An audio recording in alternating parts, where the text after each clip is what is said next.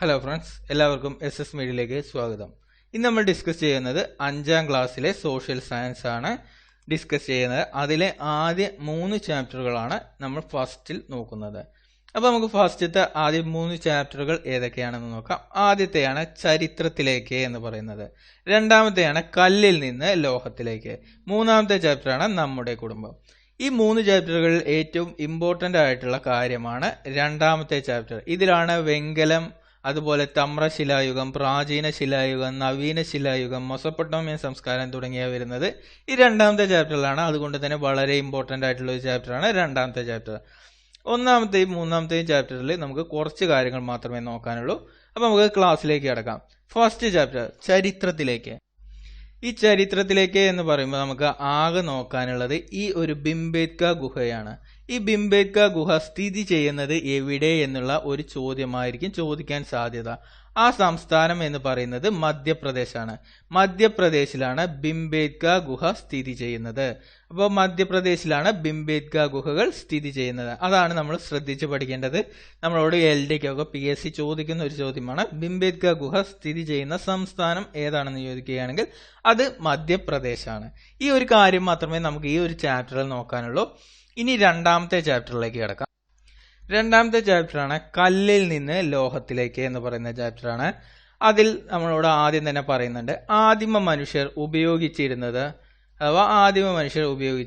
കല്ല് അഥവാ ശിലയായിരുന്നു എന്നാണ്. ഇതുമൂലമാണ് ഓരോ യുഗങ്ങളും ഓരോ കാലഘട്ടങ്ങളും ഉണ്ടായിട്ടുള്ളത്. ഫസ്റ്റ് കാലഘട്ടമാണ് പ്രാചീന ശിലായുഗം എന്ന് പറയുന്നത്. ഈ പ്രാചീന ശിലായുഗത്താണ് ആദിമ മനുഷ്യൻ ഉപയോഗിച്ചിരുന്നത് പരുക്കൻ കല്ലുകളാണ്. ആദിമ മനുഷ്യൻ ഉപയോഗിച്ചിരുന്നത് കല്ലുകളാണെന്ന് പറഞ്ഞു. പരുക്കൻ കല്ലുകളായിരുന്നു അവർ ഉപയോഗിച്ചിരുന്നത്. ഈ ചിത്രത്തിൽ കാണുന്നത് പോലുള്ള കല്ലുകളായിരുന്നു മനുഷ്യൻ ആദ്യം ഉപയോഗിച്ചിരുന്നത്.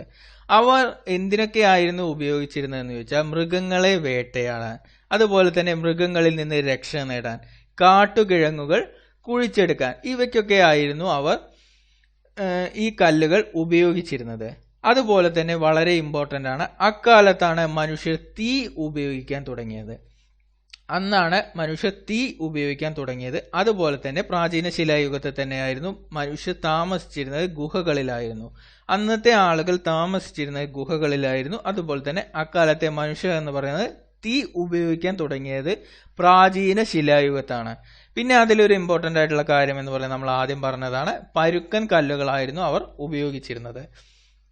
ഇനി രണ്ടാമത്തെ കാലഘട്ടമാണ് നവീന ശിലായുഗ കാലഘട്ടം എന്ന് പറയുന്നത്. നവീന ശിലായുഗ കാലഘട്ടത്തിലെ ആയുധങ്ങളാണ് നമുക്ക് ഇവിടെ തന്നിട്ടുള്ളത്. ഈ ആയുധങ്ങൾ കണ്ടാൽ തന്നെ നമുക്കറിയാം ഇത് മൂർച്ചയുള്ളതും അതുപോലെ തന്നെ മിനുസപ്പെടുത്തിയ കല്ലുകളുമാണ്. അതായത് മിനുസപ്പെടുത്തിയ ആയുധങ്ങളുമായിരുന്നു നവീന ശിലായുഗത്തിൽ മനുഷ്യൻ ഉപയോഗിച്ചിരുന്നത്. ഇത്തരം സവിശേഷതയുള്ള ഉപകരണങ്ങളും ആയുധങ്ങളും ഉപയോഗിച്ച കാലഘട്ടത്തെ നവീന ശിലായുഗം എന്ന് പറയുന്നു. അഥവാ മൂർച്ചയുള്ളതും മിനുസപ്പെടുത്തിയതുമായ ആയുധങ്ങൾ ഉപയോഗിച്ച കാലഘട്ടത്തെയാണ് നവീന ശിലായുഗ കാലഘട്ടം എന്ന് പറയുന്നത്. ഇനി നവീന ശിലായുഗ കാലഘട്ടത്തെ മനുഷ്യജീവിതം എങ്ങനെയായിരുന്നു എന്ന് ചോദിച്ചാൽ അവർ സ്വന്തമായി കൃഷി ചെയ്യാൻ തുടങ്ങി. അതുപോലെ തന്നെ വാസസ്ഥലങ്ങൾ ഉണ്ടാക്കി. മറ്റേതവർ ഗുഹകളിലായിരുന്നു താമസിച്ചിരുന്നത്. ഇത് വാസസ്ഥലങ്ങൾ ഉണ്ടാക്കി. അതുപോലെ തന്നെ മൃഗങ്ങളെ ഇണക്കി വളർത്താൻ തുടങ്ങി. ഇതൊക്കെയായിരുന്നു അവർ ചെയ്തിരുന്നത്, നവീന ശിലായുഗത്തിൽ ചെയ്തിരുന്നത്. അതിനുശേഷം വരുന്നതാണ് വെങ്കല യുഗം എന്ന് പറയുന്നത്. അഥവാ കുറെ കാലത്തിന് ശേഷം ശിലായുധങ്ങളോടൊപ്പം തന്നെ അഥവാ കല്ലിന്റെ ആയുധങ്ങളോടൊപ്പം തന്നെ ചെമ്പ് അഥവാ തമ്രം കൊണ്ടുള്ള ഉപകരണങ്ങളും മനുഷ്യർ ഉപയോഗിച്ചു തുടങ്ങി. അഥവാ ചെമ്പ് അല്ലെങ്കിൽ തമ്രം കല്ലിനെ അപേക്ഷിച്ച് കൂടുതൽ മൂർച്ചപ്പെടുത്താവുന്നതും രൂപമാറ്റം വരുത്താവുന്നതും സൗകര്യപ്രദമായി ഉപയോഗിക്കാൻ കഴിയുന്നതുമായിരുന്നു ചെമ്പ്.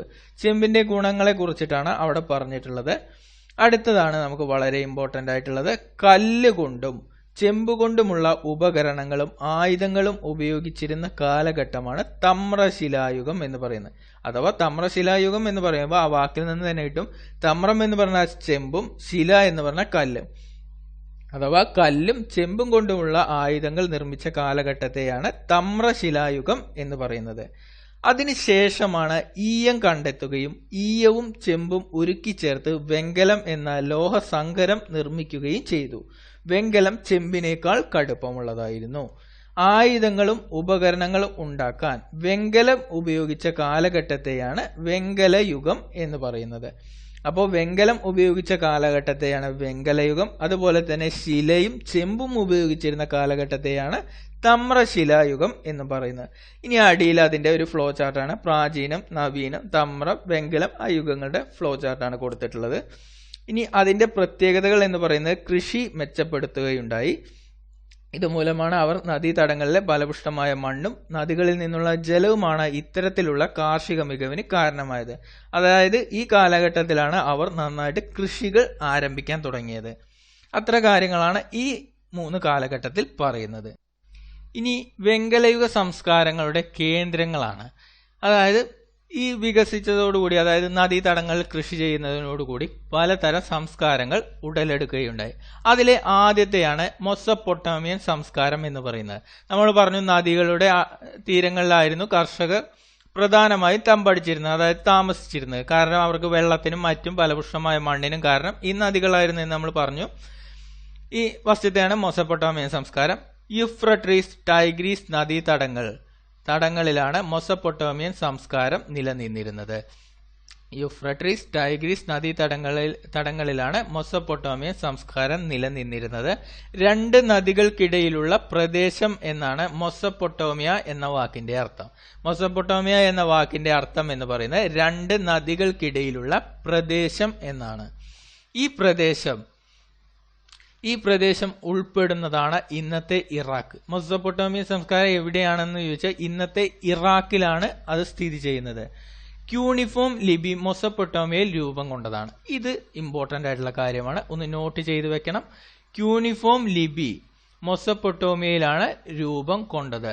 ഈ സംസ്കാരത്തെ ശേഷിപ്പുകളാണ് സിഗുറാത്തുകൾ എന്ന് പറയുന്നത്. ഈ സംസ്കാരത്തിലെ ശേഷിപ്പുകളാണ് സിഗുറാത്തുകൾ എന്ന് പറയുന്നത്. ഇനി നമ്മൾക്ക് കാണിച്ചു തന്നിട്ടുണ്ട് എന്താണ് ക്യൂണിഫോം ലിപി എന്ന് പറയുന്നത്.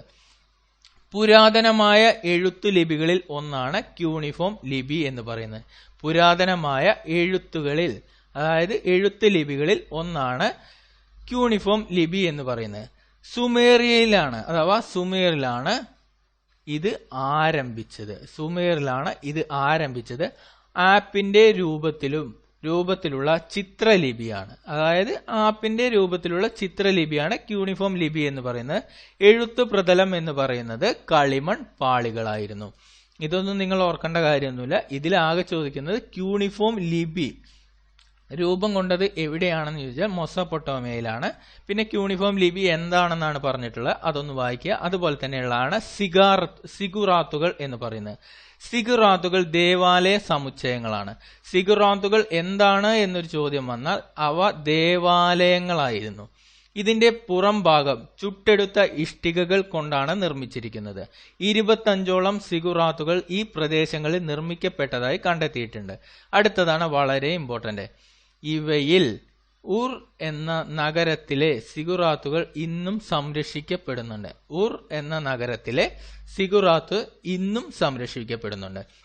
അപ്പൊ ഇത്രയും കാര്യങ്ങളാണ് മൊസപ്പൊട്ടാമിയയിലുള്ളത്. ഇനി അടുത്തതാണ് ഈജിപ്ഷ്യൻ സംസ്കാരം. നൈൽ നദീതടത്തിലാണ് ഈജിപ്ഷ്യൻ സംസ്കാരം വളർന്നു വന്നത്. ഈജിപ്തിനെ നൈലിന്റെ ദാനം എന്ന് വിശേഷിപ്പിക്കുന്നു. അതൊക്കെ നമുക്കറിയാവുന്ന നൈലിന്റെ ദാനം എന്ന് വിശേഷിപ്പിക്കുന്നതാണ് ഈജിപ്ത്. ഹൈറോഗ്ലിഫിക്സ് ലിപി ഈജിപ്തിലാണ് രൂപം കൊണ്ടത്. നമ്മൾ പറഞ്ഞു ക്യൂണിഫോം എന്ന് പറയുന്നത് മൊസപ്പൊട്ടാമിയയിലാണ്. ഹൈറോഗ്ലിഫിക്സ് ലിപി രൂപം കൊണ്ട എവിടെയാണെന്ന് ചോദിച്ചാൽ ഈജിപ്തിലാണ്. ലോകപ്രസിദ്ധങ്ങളായ പിരമിഡുകൾ ഈ സംസ്കാരത്തിന്റെ ശേഷിപ്പുകളാണ്. അപ്പൊ പിരമിഡുകളും ഈജിപ്ഷ്യൻ സംസ്കാരത്തിന്റെ ശേഷിപ്പുകളാണ്. ഇനി ഹൈറോഗ്ലിഫിക്സ് ലിപി എന്ന് പറയുന്നത് നോക്കാം.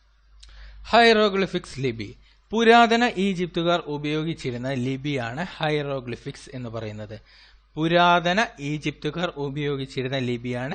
ഹൈറോഗ്ലിഫിക്സ് ലിപി എന്ന് പറയുന്നത്.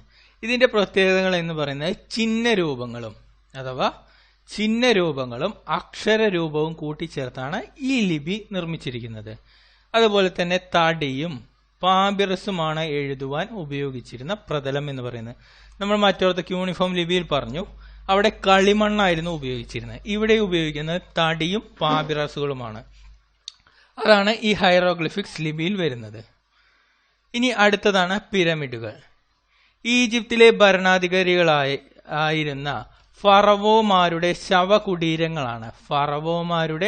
ശവകുടീരങ്ങളാണ് പിരമിഡുകൾ എന്ന് പറയുന്നത്.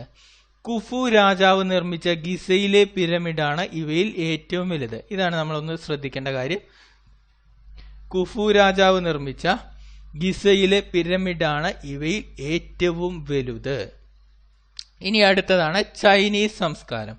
ഹോയാങ്ഹോ നദീതടത്തിലാണ് ചൈനീസ് സംസ്കാരം നിലനിന്നിരുന്നത്.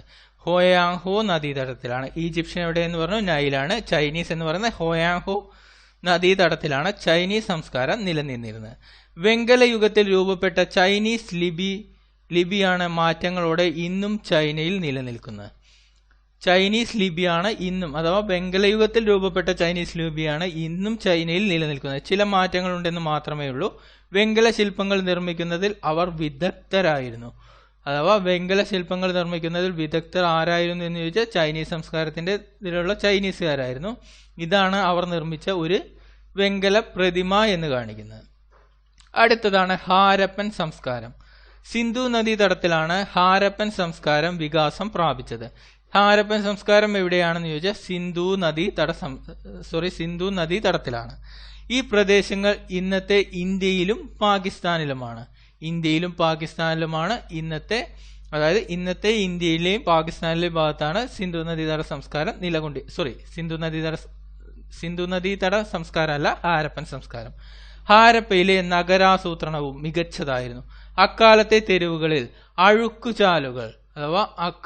അഴുക്കുചാലുകൾ, ധാന്യപ്പുരകൾ, കച്ചവട കേന്ദ്രങ്ങൾ, ചുടുകട്ടകൾ കൊണ്ട് നിർമ്മിച്ച ബഹുനില വീടുകൾ എന്നിവ ആധുനിക ലോകത്തെ പോലും അത്ഭുതപ്പെടുത്തുന്നവയായിരുന്നു. അന്ന് കാലത്ത് തന്നെ, അഥവാ ആ സമയത്ത് തന്നെ അവർ അഴുക്കുചാലുകളും അതുപോലെ തന്നെ ധാന്യപുരകളും ബഹുനില വീടുകൾ വരെ അന്ന് അവർ നിർമ്മിച്ചിരുന്നു. ഹാരപ്പയിലെ ജനങ്ങൾക്ക് എഴുത്തുവിദ്യ അറിയാമായിരുന്നു. മോഹൻജൊദാരോ, ഹാരപ്പ, കാലിബംഗൻ, ലോതാൾ തുടങ്ങിയ സിന്ധു നദീതട സംസ്കാരത്തിലെ പ്രധാന നഗരങ്ങളായിരുന്നു. സിന്ധു നദീതട സംസ്കാരത്തിലെ പ്രധാന നഗരങ്ങളാണ് മോഹൻജൊദാരോ, ഹാരപ്പ, കാലിബംഗൻ, ലോതോൾ തുടങ്ങിയവ. അടുത്താണ് ഒരു ചെറിയൊരു ബോക്സ് തന്നിട്ടുള്ളതാണ് മഹാസ്നാനഘട്ടം. ഹാരപ്പൻ സംസ്കാരത്തിന്റെ പ്രധാന ശേഷിപ്പുകളിൽ ഒന്നാണ് മഹാസ്നാനഘട്ടം എന്ന് പറയുന്നത്. മോഹൻജൊദാരോയിലാണ് ഇത് നിലനിന്നിരുന്നത്. അത്ര കാര്യങ്ങൾ മാത്രമേ അതിലുള്ളൂ. അതോടുകൂടി അത്രയും കാര്യങ്ങൾ മാത്രമേ ആ ചാപ്റ്ററിൽ പറയുന്നുള്ളൂ. ഇനി രണ്ടാമത്തെ ചാപ്റ്റർ എന്ന് പറയുന്നത് നമ്മുടെ കുടുംബം എന്നാണ്. അതിലെ കുറച്ച് കാര്യങ്ങൾ മാത്രമേ ഉള്ളൂ. കുഞ്ഞുണ്ണി മാഷിന്റെ ഒരു കവിത തന്നിട്ടുള്ളതാണ്. ഞാൻ കുഞ്ഞുണ്ണി, എൻ്റെ അമ്മ നാരായണിയമ്മ, അമ്മമ്മ പാറക്കുട്ടിയമ്മ, അമ്മയുടെ അമ്മയോ ഇത്രയുള്ളൂ എൻ്റെ അറിവിന്റെ വലിപ്പം. എന്നിലൂടെ എന്നുള്ള ഒരു കൃതിയിൽ കുഞ്ഞുണ്ണി മാഷ് എഴുതിയ വരികളാണ് തന്നിട്ടുള്ളത്. കുടുംബത്തെ പറ്റിയിട്ടുള്ള ഒരു കവിതയാണ് ഇതിൽ തന്നിട്ടുള്ളത്. ഈ ഒരു ചെറിയൊരു കാര്യം, പിന്നെ കുറച്ച് കാര്യം കൂടി ഇതിൽ നോക്കാനുള്ളൂ. അപ്പൊ നമുക്ക് അടുത്ത ഇതിലേക്ക് പോവാം. അടുത്ത കാര്യം എന്ന് പറയുന്നത് എന്താണ് കുടുംബം എന്നാണ് പറഞ്ഞിരിക്കുന്നത്. അതായത് ഈ ഒരു കോഴ്സ്, അഥവാ നമുക്കിപ്പോൾ അറിയാം PSC പലതിലും ചോദിച്ചിട്ടുണ്ട് ഇങ്ങനെ ഓരോ കോഴ്സ് ആര് പറഞ്ഞതാണെന്നുള്ളത്. അപ്പോൾ ഓക്ബേൺ പറഞ്ഞിട്ടുള്ളതാണ് കുടുംബാംഗങ്ങൾക്കിടയിൽ സ്നേഹപൂർവമായ ഒരു അന്തരീക്ഷം സൃഷ്ടിക്കുകയാണ് കുടുംബത്തിന്റെ ധർമ്മം എന്ന് പറയുന്നത്. കുടുംബത്തിന്റെ ധർമ്മം എന്താണെന്ന് ചോദിച്ചാൽ കുടുംബാംഗങ്ങൾക്കിടയിൽ സ്നേഹപൂർവമായ ഒരു അന്തരീക്ഷം സൃഷ്ടിക്കുകയാണ് കുടുംബത്തിന്റെ ധർമ്മം. ഇത് പറഞ്ഞിരിക്കുന്ന വ്യക്തിയുടെ പേര് പഠിച്ചു വെക്കണം. ഓക്ബേൺ എന്നാണ്. ഇതായിരിക്കും ചിലപ്പോൾ ഇനിയുള്ള എക്സാമുകളിൽ ചോദിക്കാൻ സാധ്യതയുള്ള ഒരു ചോദ്യം എന്ന് പറയുന്നത്. അതുകൊണ്ട് മനസ്സിലാക്കി വെക്കുക. അപ്പൊ ഇത്രയും കാര്യങ്ങളാണ് നമുക്ക് ഈ 3 ചാപ്റ്ററിലും ഡിസ്കസ് ചെയ്യാനുള്ളത്. ഫസ്റ്റത്തെ ചാപ്റ്ററും 3ാമത്തെ ചാപ്റ്ററും വലിയ ഇമ്പോർട്ടൻ്റ് അല്ല, കാരണം അതിൽ കുറച്ച് കോഴ്സുകൾ മാത്രമേ നമുക്ക് നോക്കാനുള്ളൂ.